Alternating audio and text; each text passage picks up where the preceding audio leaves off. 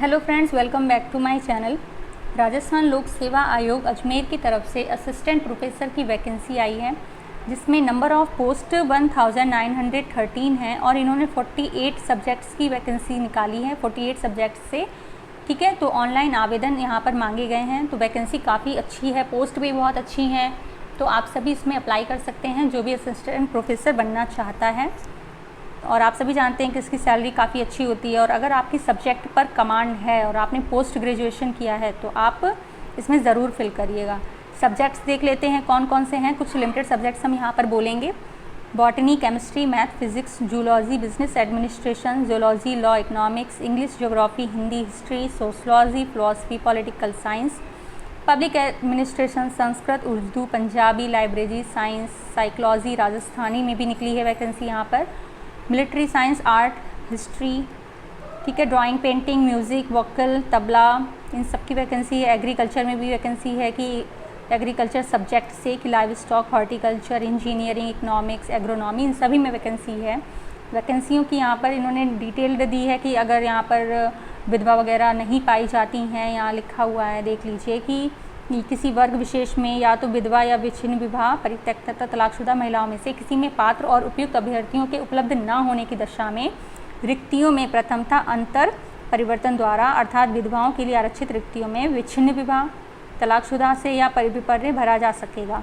मतलब जैसी भी उनको अगर विधवा कैंडिडेट नहीं मिलती है तो वो उस जगह पर नॉर्मल कैंडिडेट को भी प्रेफरेंस देंगे। ठीक है, तो यहाँ पे पोस्ट काफ़ी अच्छी है, तो फिल ज़रूर करिएगा। तो आप इसको पूरा नोटिफिकेशन डाउनलोड कर लीजिएगा। टेलीग्राम लिंक हम शेयर कर देंगे जिससे आप इस PDF को पा सकते हैं। तो टेलीग्राम लिंक टेलीग्राम चैनल जो है वो ज्वाइन ज़रूर करिएगा।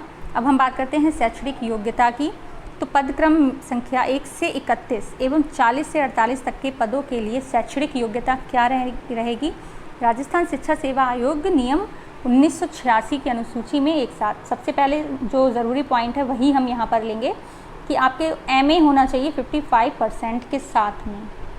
ठीक है, जिस भी सब्जेक्ट से आप असिस्टेंट प्रोफेसर का फॉर्म फिल कर रहे हैं उस सब्जेक्ट में आपको पोस्ट ग्रेजुएशन होना चाहिए, वो भी 55% मार्क्स के साथ में। ठीक है, साथ ही आपका UGC और CSIR द्वारा जो नेशनल एलिजिबिलिटी टेस्ट होता है यानी कि नेट, ठीक है, वो क्वालिफाई होना चाहिए, या उसकी जगह पर UGC की तरह ही आपके स्टेट में जो सेट और SLET होता है वो पास होना चाहिए। ठीक है, नेट या सेट में से एक चीज़ आपको क्वालिफाई करना कंपलसरी है, उसके बाद ही आप फॉर्म अप्लाई कर सकते हैं। बट अगर आपने PhD वगैरह की है, MPhil, PhD डिग्री, तो आपको प्रेफरेंस दी जाएगी। ठीक है, अब यहाँ पे बात करते हैं इस A पॉइंट की कि PhD degree of the candidate has been awarded in regular mode. PhD thesis have been evaluated at least 2 external examiner. तो यहाँ पर इन्होंने PhD के बारे में भी बात की है कि किस किस तरह से अगर आप उसमें ज्वाइन हैं तो आप कैसे फिल कर सकते हैं फॉर्म। अब बात करते हैं कि PhD degree has been obtain from a foreign university 500 in the world university. इसको छोड़ दीजिए आप, अभी आपके लिए ये मेन है कि पोस्ट ग्रेजुएशन आपका 55% से होना चाहिए, नेट आपका क्वालिफाई हो या फिर सेट क्वालिफाई हो। ठीक है, आगे बात करते हैं पदक्रम संख्या 32 से 39 तक के पदों के लिए शैक्षणिक योग्यता। उसके लिए क्या योग्यता होनी चाहिए कि इसमें भी पोस्ट ग्रेजुएशन 55% हो, नेट क्वालिफाई हो आपका या सेट क्वालिफाई हो। ठीक है, इसमें भी वही सेम ही है, थोड़ा बहुत डिफरेंस है, वो आप पढ़ लीजिएगा, अच्छे से समझ ज़रूर लीजिए। एंड बात करते हैं 1 से 48 तक के लिए कि 1 जून 2002 से पूर्व किसी भी प्रदेश में स्लेट या सेट उत्तीर्ण अभ्यर्थी पात्र होगा। ये देख लीजिए, 1 जून 2002 से पहले के जो व्यक्ति हैं, अभ्यर्थी हैं जिन्होंने सेट क्वालिफाई किया है, वो व्यक्ति भी, अभ्यर्थी भी पात्र होगा। ठीक है, और 1 जून 2002 या उसके पश्चात अन्य प्रदेश से उत्तीर्ण सेट अभ्यर्थी के इस पद हेतु पात्र नहीं होगा। ये चीज़ बहुत बड़ी यहाँ पर है, इसको देखिए और समझिए कि अगर आपने 2002 से पहले सेट किया है तो तब तो आप एलिजिबल हैं, बट अगर आपने किसी और स्टेट से, ठीक है, राजस्थान से नहीं, किसी और स्टेट से अगर आपने सेट क्वालिफाई कर लिया है तो आप एलिजिबल नहीं हैं। नेट क्वालिफाई हैं तब तो एलिजिबल हैं, बट अदर स्टेट का सेट इन्होंने वैलिड नहीं किया है। ठीक है। 3 देखते हैं, यूजीसी रेगुलेशन 2018 के अनुसार विभिन्न पाठ्यक्रमों में समकक्षता निर्धारण के आयुक्तालय कॉलेज के द्वारा गठित समिति की रिपोर्ट दिनांक 21/9/2022 अर्थात वेबसाइट पर अपलोड कर दी गई है। अतः विभिन्न पाठ्यक्रम की समकक्षता, यहाँ पर इन्होंने ग्रेड पे वगैरह की बात की है, वो देख लेते हैं कि शैक्षणिक अर्हता के संबंधी प्रावधान कौन से हैं कि उक्त पदों की अपेक्षित शैक्षणिक अर्हता के अंतिम वर्ष की परीक्षा में सम्मिलित हुआ हो। सम्मिलित होने वाला व्यक्ति भी आवेदन करने के लिए पात्र होगा, किंतु उसे आयोग द्वारा आयोजित साक्षात्कार से पूर्व शैक्षणिक अर्हता अर्जित करने का सबूत देना होगा। मतलब अगर आप अपीयरिंग में हैं तो भी आप अप्लाई कर सकते हैं, लेकिन जब इंटरव्यू होगा तो आपको अपने जो डॉक्यूमेंट है वो फाइनली डिपॉजिट करने होंगे, तब तक आपको पास होना चाहिए। ठीक है। साक्षात्कार से पूर्व अभिव्यक्ति का आशय साक्षात्कार की प्रक्रिया प्रारंभ होने के दिनांक से है। ठीक है। मान लीजिए आपका इंटरव्यू तो 12 तारीख को हो, बट इंटरव्यू स्टार्ट 10 तारीख से हो रहे हो, तो आपको 10 तारीख तक पास होना ज़रूरी है। ये तीनों ही पॉइंट बहुत ही इंपॉर्टेंट है, आप इसको अच्छे से समझिए। ठीक है। पे ग्रेड इसमें बहुत अच्छा है, देखिए 10 है, और आयु सीमा 21 वर्ष से अधिकतम 40 वर्ष। 40 वर्ष से कम वाले व्यक्ति जो हैं वो अप्लाई कर सकते हैं।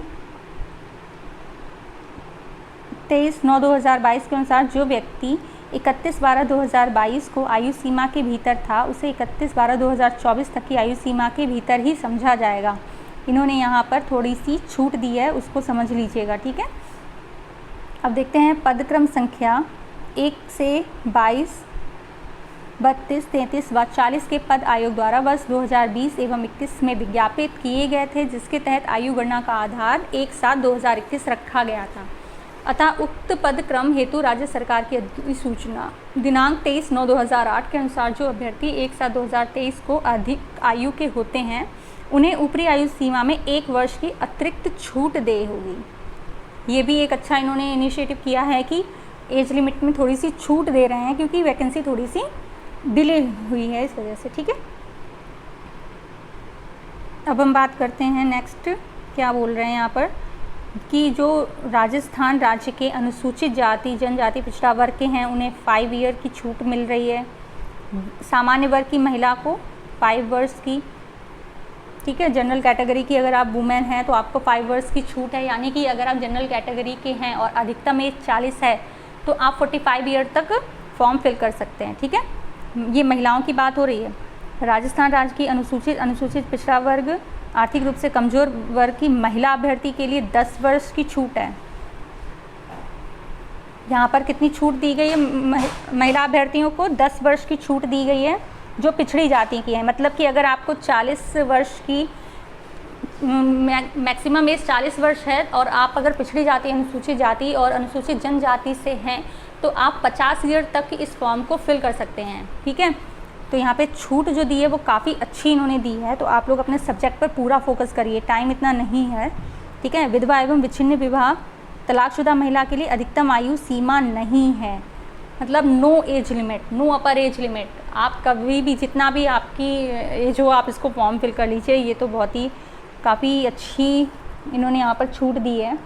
ठीक है। लेकिन फॉर्म छूट से कुछ नहीं होता है, आपकी अगर पकड़ अच्छी है प्रोफेसर सब्जेक्ट पर, प्रोफेसर बनने के लिए आप एलिजिबल हैं, आप तब ही इस फॉर्म को क्वालिफाई कर पाएंगे। ठीक है। तो एज लिमिट जो है वो तो है ही, अपनी सब्जेक्ट पर पकड़ बनाइए। बात करते हैं 5 रिजर्विस्टेड अर्थात प्रतिरक्षा सेवा कर्मचारी जिनका रिजर्व में स्थानांतरण कर दिया गया हो के मामले में उपरवर्णित ऊपरी आयु सीमा 50 वर्ष की होगी। तो आप इस सबको देख लीजिएगा। पीडीएफ के लिए टेलीग्राम चैनल ज़रूर ज्वाइन करें। और भी जो छूट के बारे में है यहाँ पर सब बात की है कि पंचायत समितियाँ व जिला परिषदों के लिए कितनी क्या छूट है 40 ईयर्स से अधिकतम। ठीक है। सभी के लिए यहाँ पर दिया गया है। अब हम बात करते हैं नेक्स्ट की कि उपर्युक्त वर्णित क्रम संख्या 1 से 14 तक की आयु सीमा में छूट के प्रावधान। मेन आपका जो था वो एज लिमिट कुछ लोगों की जो इम्पोर्टेंट है वो बता दी, महिला और पुरुषों की, और सब्जेक्ट कौन कौन से हैं उसके बारे में बात हो गई है। अब हम बात करते हैं अन्य विवरण यानी कि चयन प्रक्रिया की। चयन प्रक्रिया किस तरह से होगी? अभ्यर्थियों का चयन प्रतियोगी परीक्षा व साक्षात्कार के माध्यम से होगा। मतलब पहले आपका टेस्ट होगा, उसके बाद इंटरव्यू होगा, ठीक है।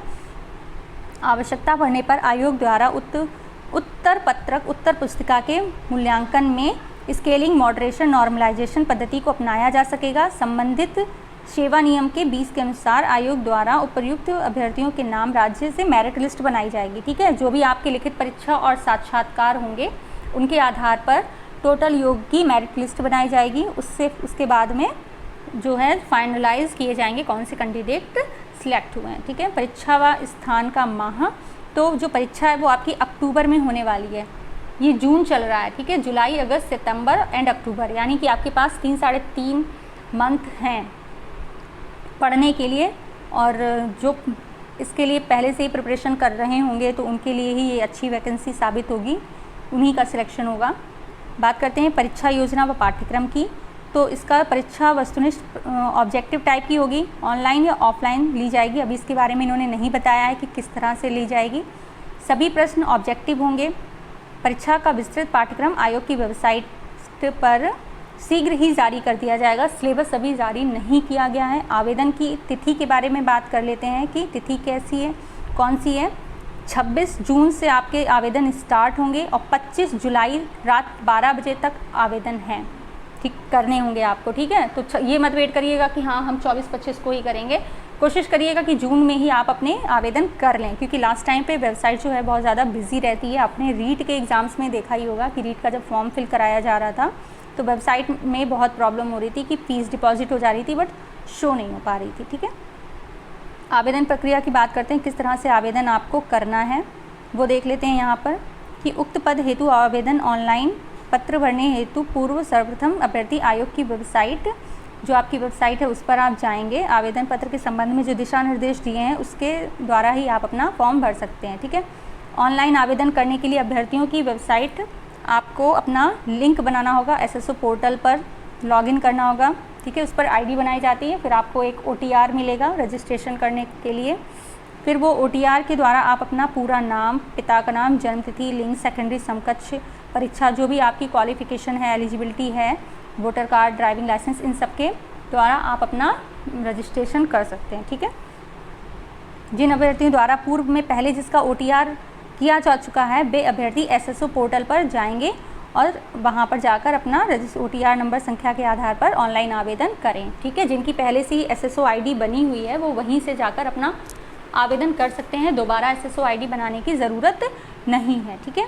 आवेदक को ऑनलाइन आवेदन करने के पश्चात आवेदन पत्र क्रमांक आवश्यक रूप से प्राप्त होगा। यदि आवेदन पत्र क्रमांक यानी कि एप्लीकेशन आईडी अंकित या प्राप्त नहीं हुआ तो इसका ये अर्थ है कि आवेदन पत्र जमा नहीं हुआ है।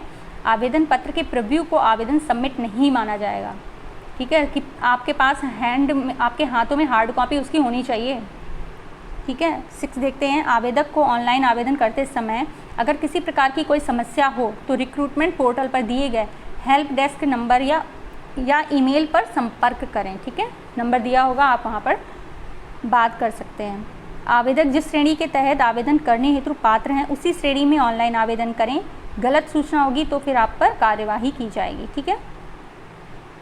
8 देखते हैं, राजस्थान राज्य के पिछड़ा वर्ग, अति पिछड़ा वर्ग के क्रीमी लेयर श्रेणी के आवेदक तथा राजस्थान राज्य के से भिन्न राज्यों की अनुसूचित जाति, अनुसूचित जनजाति, अन्य पिछड़ा वर्ग, अति पिछड़ा वर्ग, आर्थिक रूप से कमज़ोर वर्ग के आवेदक सामान्य वर्ग के अंतर्गत आते हैं, अतः ऐसे आवेदकों को सामान्य वर्ग के अंतर्गत ही आवेदन करना होगा, ठीक है।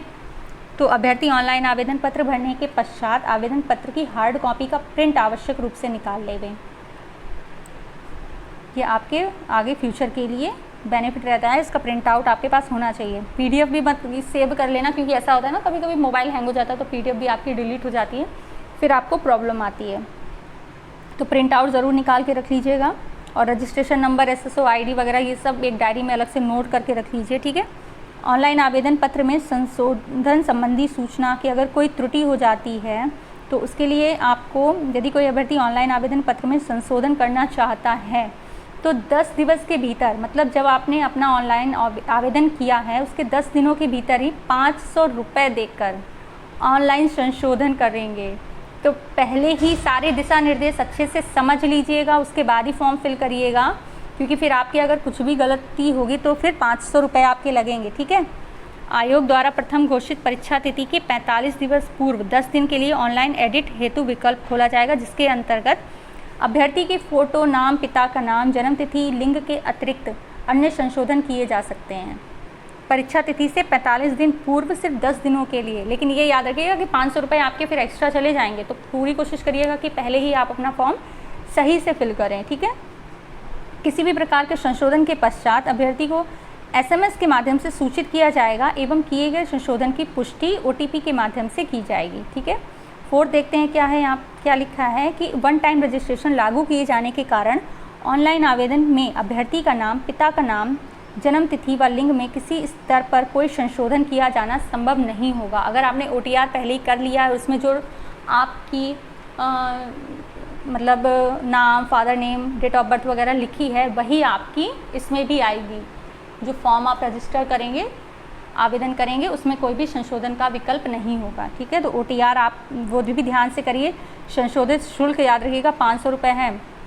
आयोग द्वारा परीक्षा आयोजन के पश्चात किसी भी प्रकार की त्रुटि का सुधार नहीं किया जा सकता। तो फॉर्म बहुत ही सही से भरिएगा। अब यहाँ पे फ़ीस के बारे में बात करते हैं कि फ़ीस क्या रहने वाली है। सामान्य, अनारक्षित, पिछड़ा वर्ग के क्रीमी लेयर, अति पिछड़ा वर्ग के क्रीमी लेयर के अभ्यर्थियों के लिए फ़ीस है 600 रुपये। ठीक है।